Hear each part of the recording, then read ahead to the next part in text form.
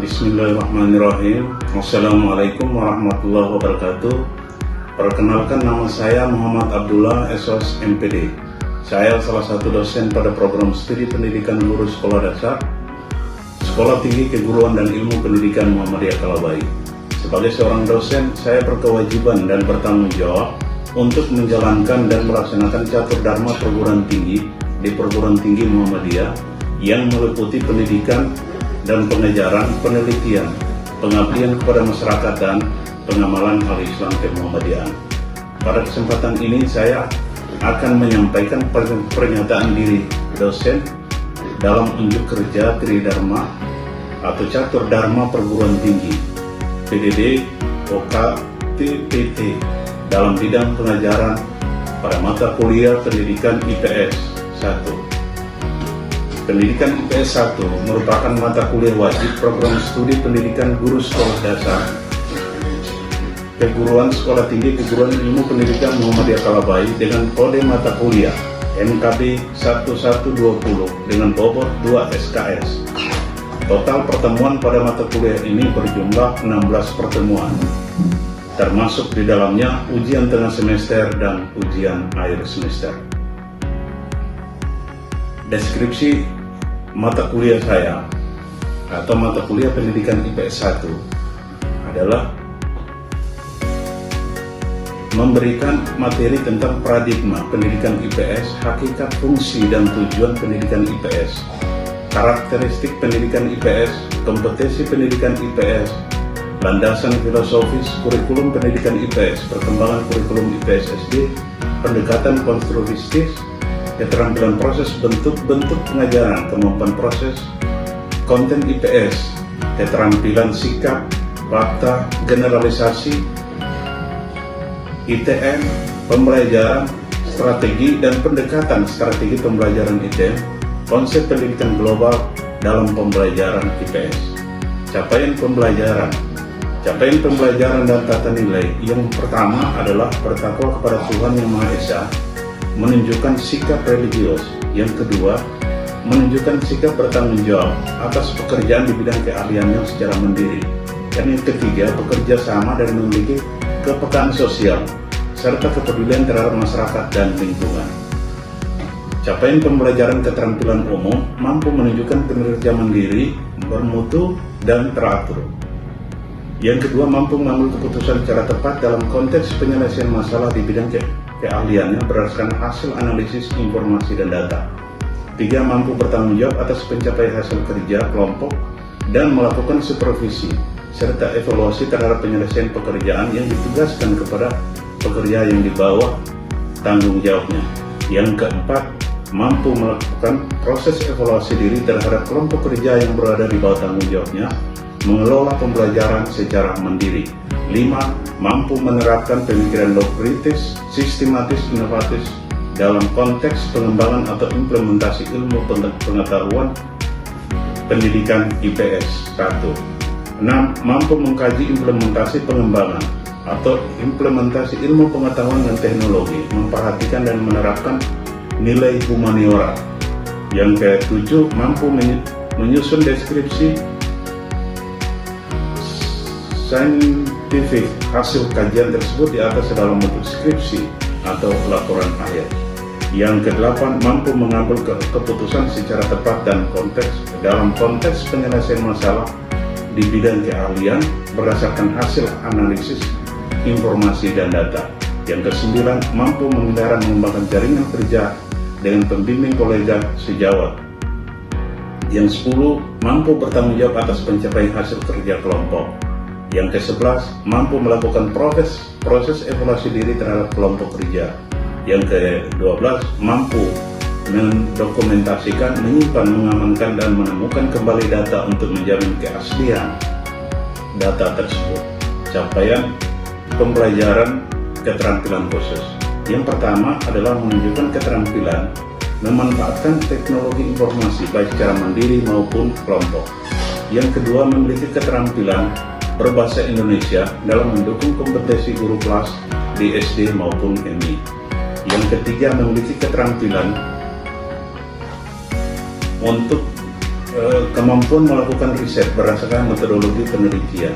Yang kelima, menunjukkan kemampuan menyusun deskripsi hasil riset di SD dalam bentuk skripsi. Yang keenam, menunjukkan kemampuan mempertanggungjawabkan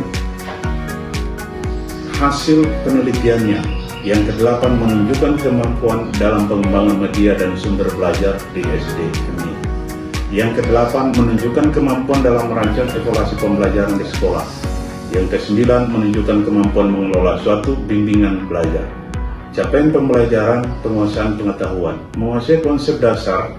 Yang kedua, menguasai konsep dasar dan teoretik bidang mikropedagogik, meliputi konsep dasar keilmuan, 5 bidang studi. Yang ketiga, menguasai konsep dasar teoretik terkait dengan metodologi pembelajaran, evaluasi pada 5 bidang studi di SD, yaitu pendidikan kewarganegaraan, bahasa Indonesia, ilmu pengetahuan alam, matematika, dan ilmu pengetahuan sosial. Capaian pembelajaran perkuliahan pendidikan IPS 1. 1. Memiliki pemahaman perkembangan masalah atau isu dunia pendidikan, baik secara umum maupun pendidikan IPS 1 khususnya. 2. Memiliki kemampuan menganalisis pengajuan judul penelitian IPS. Yang ketiga, mampu menulis proposal. Indikator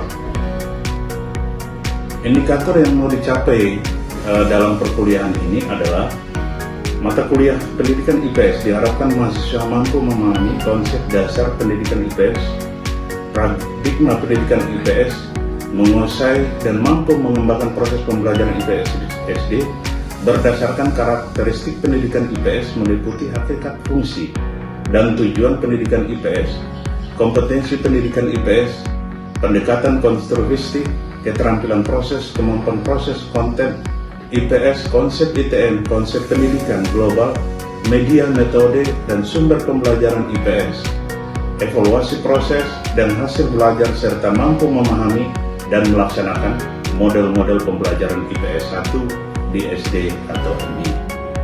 Metode pembelajaran.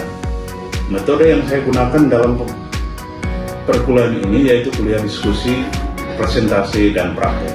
Bentuk penugasan yang direncanakan adalah membuat rangkuman materi dan mempresentasikan. Yang kedua, mengkaji pendidikan IPS untuk dijadikan sebagai media pembelajaran.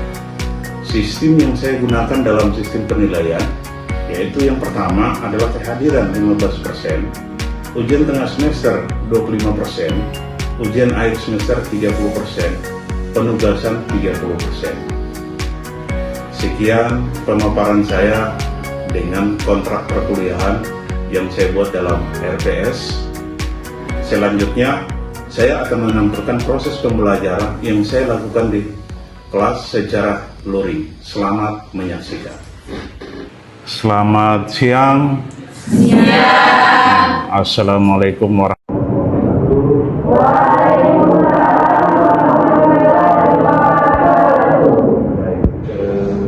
Pada pagi hari ini, pada siang hari ini, kita masuk pada perkuliahan kita, pertemuan kita, yaitu akan materi pendidikan IPS 1 yang telah saya rancang dalam beberapa perangkat pembelajaran dalam hal ini TPT. Yang pertama kita masuk pada materi yang pertama adalah hakikat pendidikan IPS. Jadi hakikat IPS adalah sebagai program pendidikan merupakan kajian IPS yang didapat dari berbagai sumber dan pengalaman hidup sebagai makhluk sosial yang mempunyai kecenderungan kuat untuk hidup bersama dalam kelompok. Dalam unit ini akan dipelajari hakikat IPS sebagai program pendidikan yang pada pembahasannya menerapkan pendidikan antar disiplin ilmu sosial yang terintegrasikan dengan berbagai konsep ilmu sosial. IPS juga merupakan suatu program pendidikan dan bukan sebagai subdisiplin ilmu tersendiri dalam bidang pengetahuan sosial. Ada banyak istilah-istilah tersebut meliputi ilmu sosial atau social science. Yang kedua adalah studi sosial atau social studies. Yang ketiga adalah pengetahuan sosial. Ilmu pengetahuan sosial merupakan satu bidang keilmuan atau disiplin ilmu tertentu, tapi ia merupakan disiplin ilmu pendidikan atau ilmu akademik, melainkan lebih merupakan satu bidang pengkajian tentang gejala dan masalah sosial. Dalam rangka kerja pengkajiannya, IPS menggunakan bidang-bidang keilmuan termasuk bidang ilmu sosial. Perkembangan yang selanjutnya adalah perkembangan IPS di Indonesia. Sejarah perkembangan IPS di Indonesia terjadi secara bertahap, mulai dari yang sebelumnya belum mengenal apa itu IPS sampai memasuki IPS ke dalam kurikulum pendidikan di Indonesia. Bidang studi IPS termasuk ke Indonesia berasal dari Amerika. Latar belakang dimasukkannya bidang IPS ke dalam kurikulum sekolah, baik di tingkat dasar sampai pada perguruan tinggi. Yang keempat, secara singkat IPS diartikan sebagai bidang studi kemasyarakatan secara terpadu. Yang berikut adalah tujuan pendidikan IPS. Kenapa kita harus diajarkan tentang IPS itu? Mulai dari tingkat SD sampai pada perguruan tinggi itu selalu ada IPS.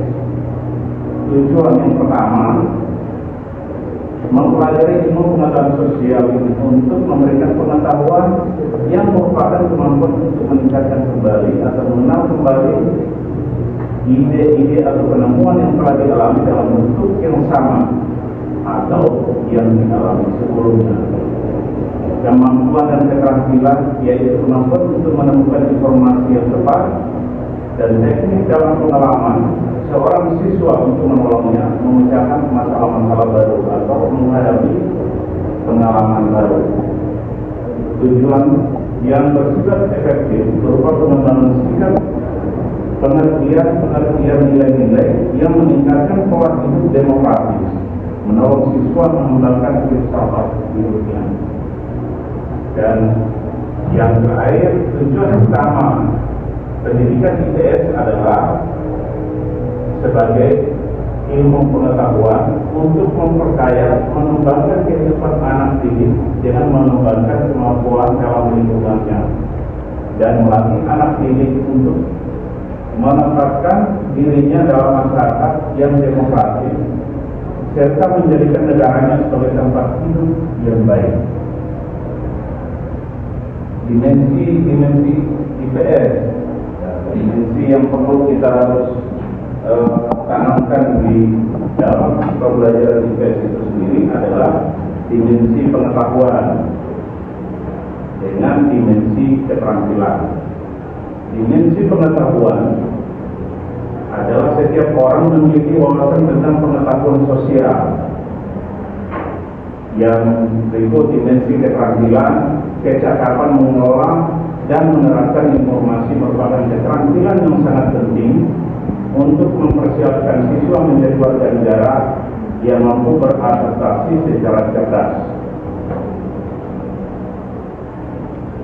Yang berikutnya adalah dimensi nilai dan sikap. Pada hakikatnya nilai merupakan suatu yang berharga.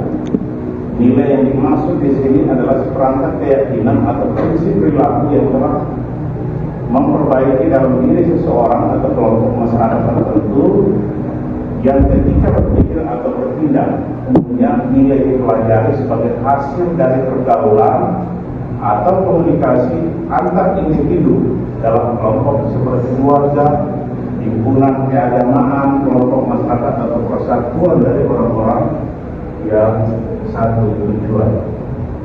Sementara dimensi yang berikut adalah dimensi tindakan atau action, di mana tindakan sosial dapat dipelajarkan pada semua jenjang, semua tingkatan kelas kurikulum.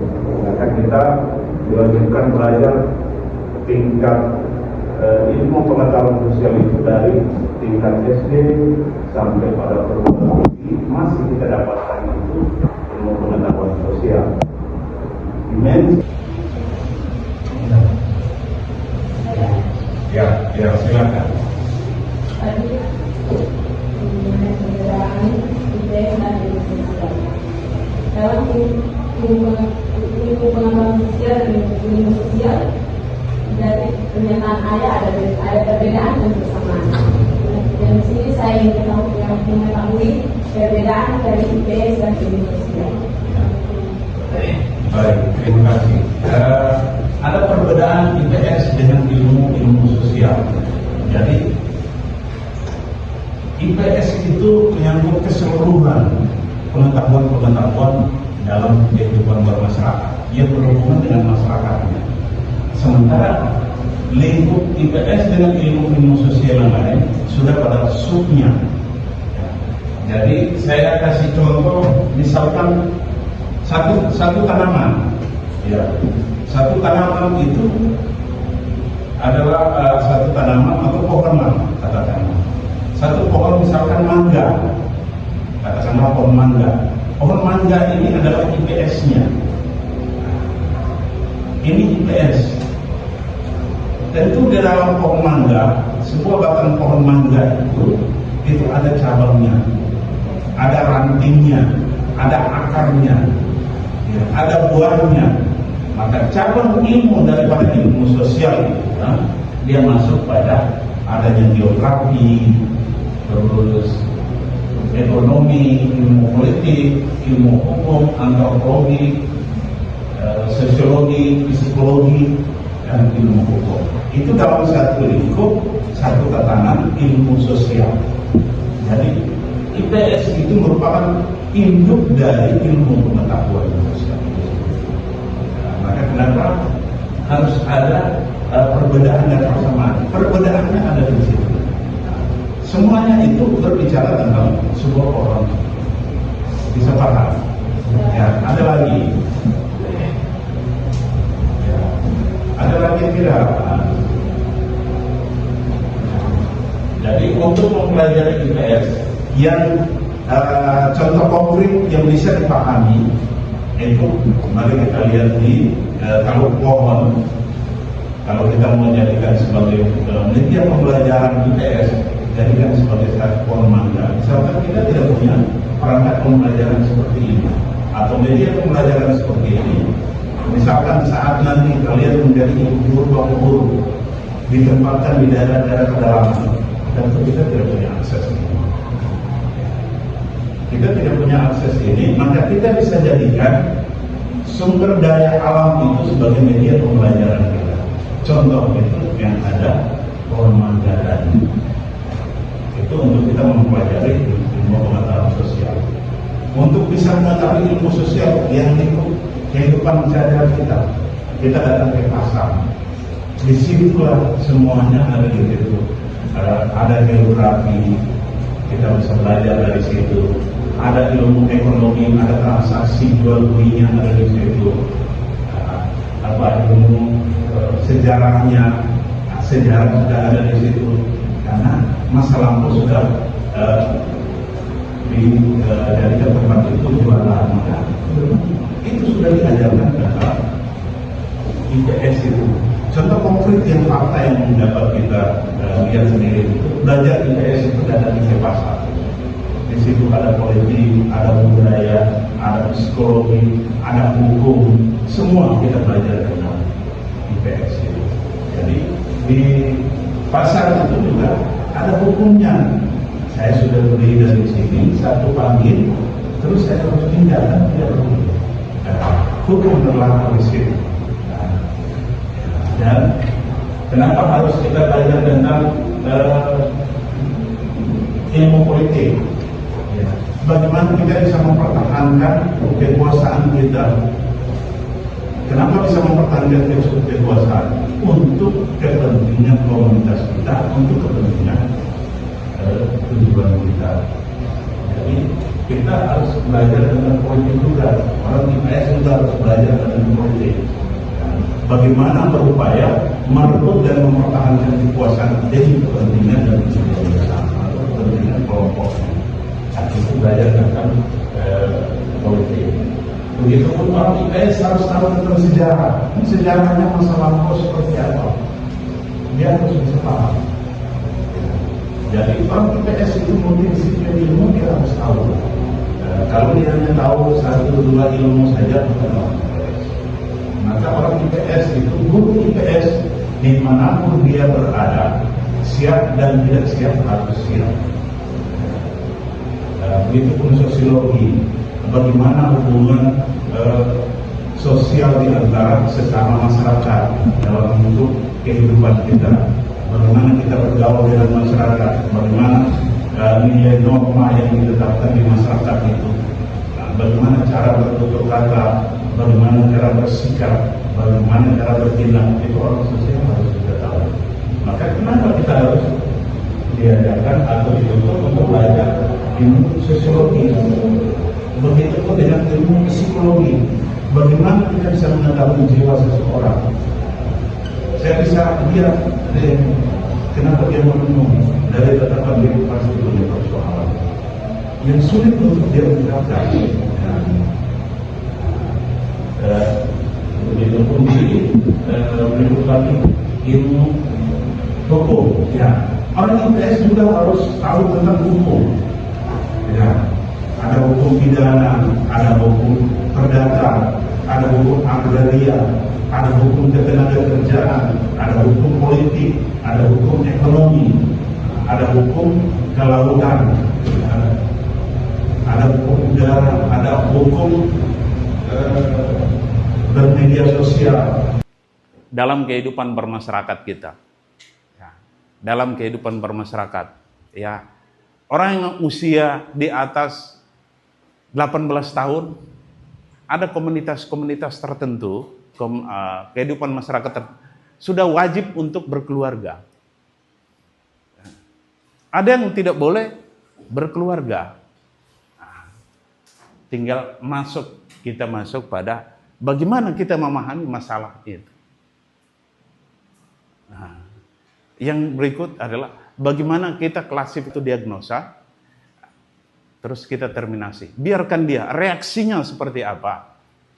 Kalau diagnosanya tidak tepat, maka kita bisa memberikan diagnosa-diagnosa yang lain.